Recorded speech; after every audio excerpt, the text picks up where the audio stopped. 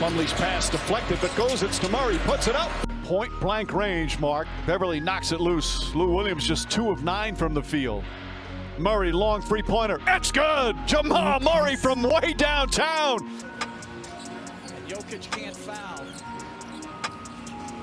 Marcus Morris, three-pointer won't go. George looking to post up, gets inside, he's double teamed. Has to throw it back out, throws it away. Gary Harris drives down the lane, layup shot, rattles around and drops through. Leonard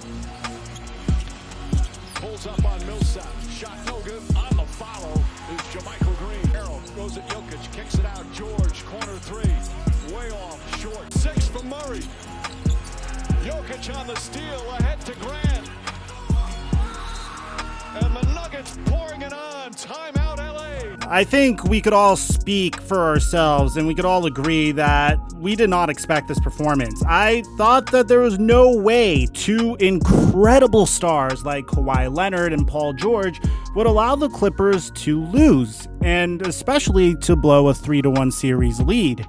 But I don't think I was prepared to watch Pandemic P and Kawhi Leonard both play as abysmally as they did.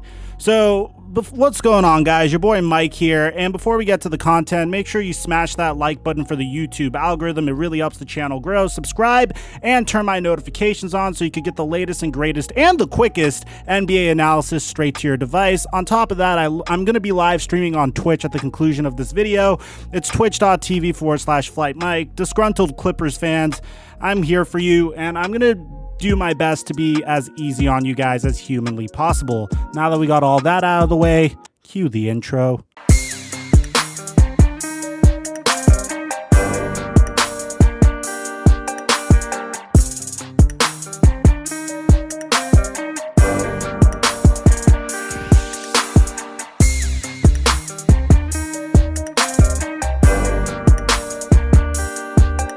Mic check 1 2 1 2. What's going on, everybody? Guys, look, I'm gonna be honest, I'm not Superman here. At the time that I'm making this video, the game is still going on. There's about a minute and a half left, but the Clippers are down by 18, and I don't see any miracles happening, so some stats might be off as a result of it, but you guys get the gist of it.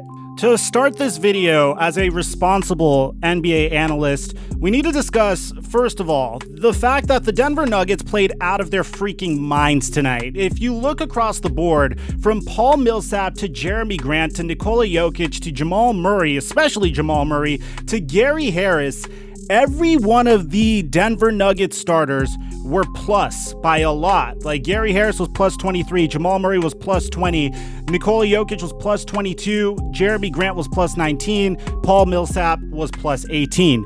And I don't want to say that the Clippers just pooped the bed and gave this to the Nuggets, as much as I want to say that the Nuggets really stepped up. I've said this throughout the entire NBA season, but I fear the Nuggets as a potential threat to the NBA Finals. I've said it many times, and people looked at me like I was crazy. First of all, they're extremely well coached. Second of all, they have a ton of talent. They literally have Michael Porter Jr. coming off of the bench. They have Bol that they're still developing to turn into some sort of Megatron NBA basketball demigod. Like, the Nuggets are not even scratching the surface of how good they are. Jamal Murray is just starting to tap into his true potential, and he did with, at the time of this video, with 38 points, 5 assists, 1 steal, 4 rebounds, and an efficient 15 of 26 from shooting, including 6 of 13 from 3.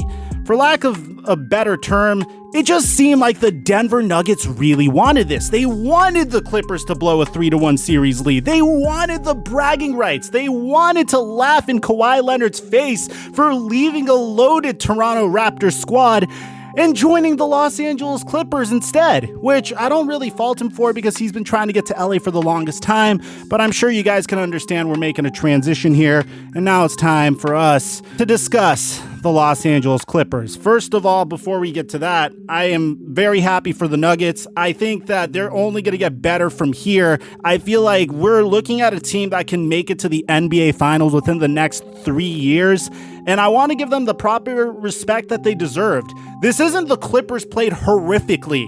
This is the Denver Nuggets outplayed them. And, well, I know if you're a Clipper fan, you're over here trying to point the blame finger, because I'm going to be honest, I am a Laker fan, but every Laker fan could agree with me that we wanted a Lakers versus Clippers Western Conference Finals. I'm sure every Laker fan would say that, you know? Yeah, it's fun to laugh at the Clippers for blowing a 3-1 series lead, but we want this to be a rivalry so freaking badly. We were all excited at the beginning of the year for Paul George and Kawhi Leonard to join together to finally make this a rivalry. And here's the thing, a lot of people said that the Clippers should have never given up everything that they've given up for Paul George. They should have kept Shai Gilgeous-Alexander, Danilo Gallinari, and their first-round draft picks in 2022, 2024, and 2026, along with the 2 first-round choices that the Miami Heat are giving them in 2021 and 2023. But here's the thing, guys. You have to remember that if it wasn't for this trade, Kawhi Leonard would have stayed with the Toronto Raptors. So Clipper fans, don't feel so upset about the fact that you traded for Paul George. You had to trade for Paul George in order to get Kawhi Leonard. They were a package deal. I want you to remember that.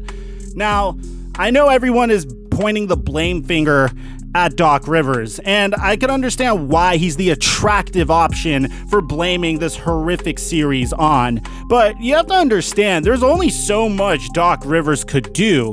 When your star player is missing wide open shots and turning the ball over, there's not much more that Doc Rivers could really do. And if I'm wrong, Clipper fans, please let me know in the comment section down below why I am wrong. Maybe there's something that Doc Rivers is doing that I have not noticed.